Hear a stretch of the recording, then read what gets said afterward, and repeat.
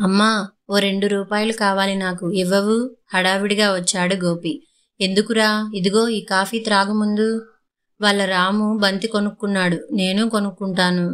ఎందుకులే బాబు, అనవసరమైన వాటికి కూడా అలా డబ్బు దుబారా చేయకూడదు. ఉందిగా నీ దగ్గర ఓ బంతి.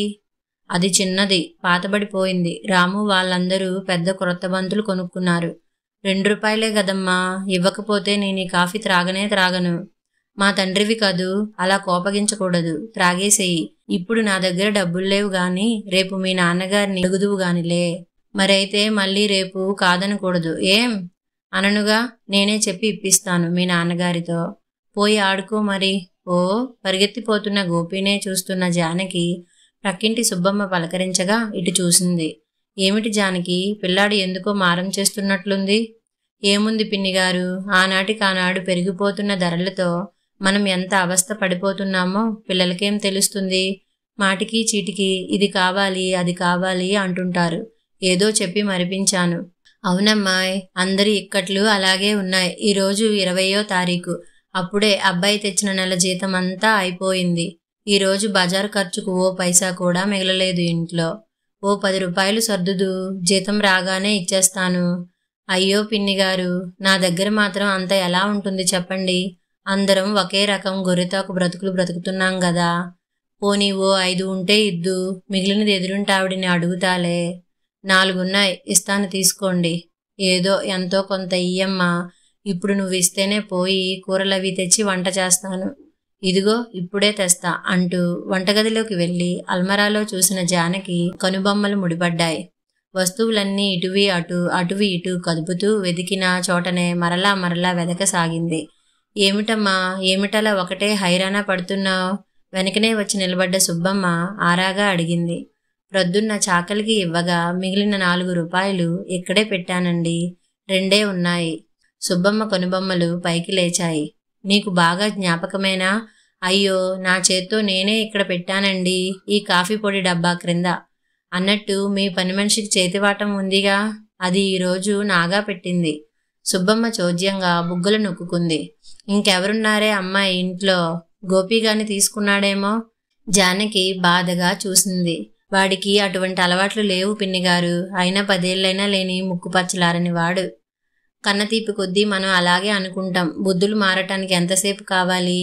లేదు పిన్నిగారు, మా ఇంటా వంట అలాంటి గుణాలు ఎవరికీ లేవు. లేకపోతే మంచిదే కాని లేనివి రావటానికి ఎంతసేపే వెర్రిపిల్ల.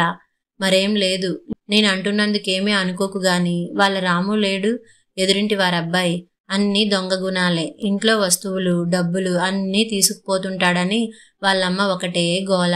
10 రూపాయల నోటు తీశాడని ప్రొద్దున్న కొడుతుంటే చూశాను. మరి వాడితోటే మీ గోపికి స్నేహం.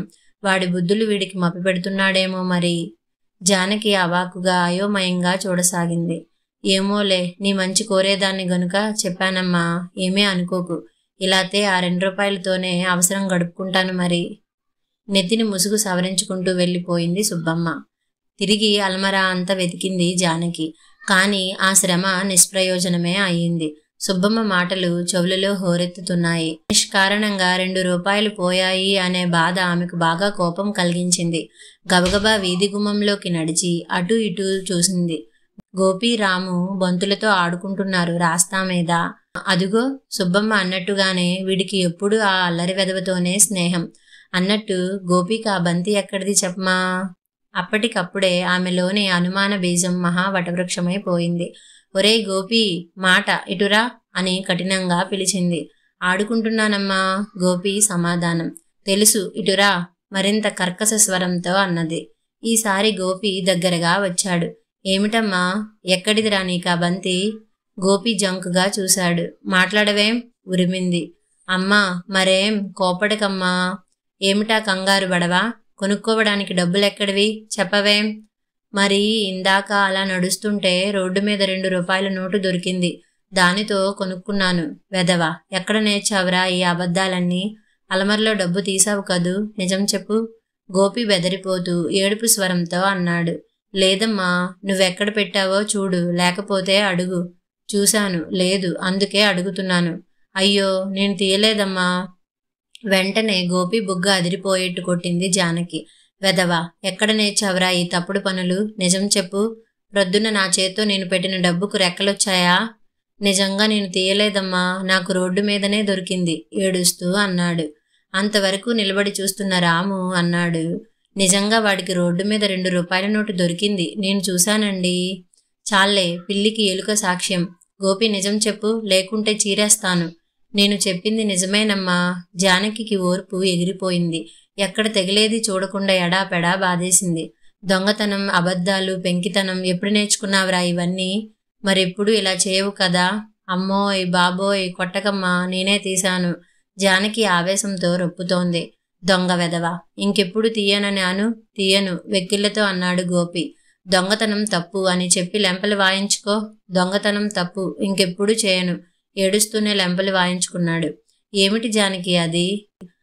అప్పుడే వస్తూ అడుగుతున్న భర్తను గమనించిన జానకి క్రోధం ఇంకా ఎక్కువైంది. చూసారా వీడి పనులు? నేను ఉదయం వంటింటి అలమరాలో 4 రూపాయలు పెడితే 2 లేవు.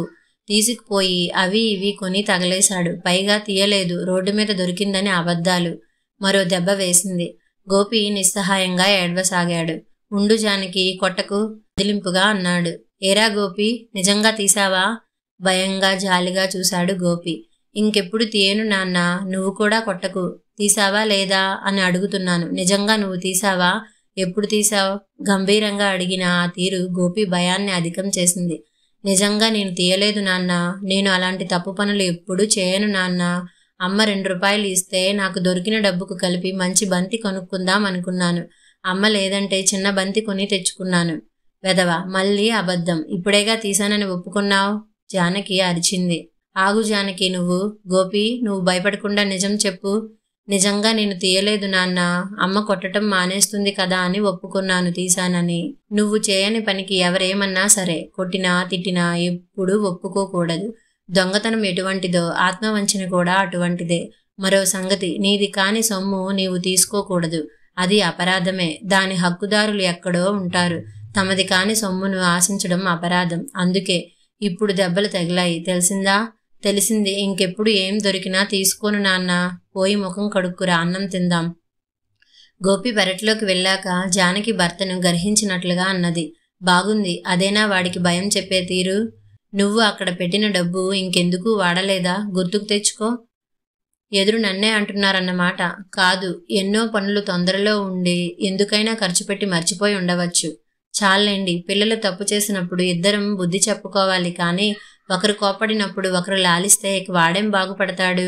నన్ను తరువాత కోపడదువు గాని, ప్రొద్దున నేను ఆఫీస్కి వెళ్తూ నీ దగ్గర 2 రూపాయలు తీసుకున్నాను, గుర్తుందా? వింటూనే జానకి వెర్రిముఖం వేసింది. అయ్యయ్యో, పిల్లాడిని అనవసరంగా కొట్టేశానే, నా చేతులు పడిపోను. గోపి, ఇలా రా నాయనా. చాలు కానీ ఆగు. నీ ఆవేశమంతా పిల్లల ముందు అలా ప్రదర్శించవచ్చా? ఆగ్రహం వచ్చినా పట్టలేవు, అనుగ్రహం వచ్చినా పట్టలేవు. మీరుండండి, పసివెదవని నిష్కారణంగా బాధేశానే, కాస్త జ్ఞాపకం వచ్చి చచ్చింది కాదు. ఇప్పటికే నువ్వు చేసింది చాలా తప్పు. నువ్వు పెట్టిన చోట డబ్బు లేదని తొందరపడ్డావే కానీ వాడెప్పుడైనా ఇటువంటి పనులు చేశాడా అని ఆలోచించావా? నీ ఆవేశమంతా ప్రదర్శించి వాడి ఎదుట అసహ్యకరంగా ప్రవర్తించావు. చెయ్యని నేరాన్ని వాడి చేత బలవంతంగా ఒప్పించావు. ఇప్పుడు నీ తప్పుని అంగీకరించి వాడి మీద ప్రేమ వర్షించావంటే వాడి దగ్గర లోకువు కాదు. ఇది అవకాశంగా తీసుకుని రేపు వాడు 10 రూపాయలు తీసినా ఏ ముఖంతో అడుగుతావు? ఈనాటి సంఘటనను అడ్డుగా పెట్టుకుంటాడు. పెద్దవాళ్ళం కదా అని ఇష్టం వచ్చినట్టు ప్రవర్తించకూడదు. అధికారం చిగురుటాకు వంటిది. ఎండ తగిలి వాడిపోకుండా కాపాడుకోవాలి. నిజమే. అంచేత జరిగిందేదో జరిగిపోయింది, మరచిపో. ఈ విషయం వాడికి తెలియనీయకు. పసి మనసు కూడా చిగురుటాకు వంటిది. మోటుతనం చేస్తే చినిగిపోతుంది. చిగురుగా ఉన్నప్పుడు చిన్న ముళ్ళు గురుచుకున్న ఆ గుర్తు ప్రభావం ఆకు ముదిరి పండి రాలిపోయే వరకు శాశ్వతంగా ఉంటుంది. మరెప్పుడూ ఇలా జరగకుండా కాస్త నిదానంగా ప్రవర్తించు. కథ సమాప్తం.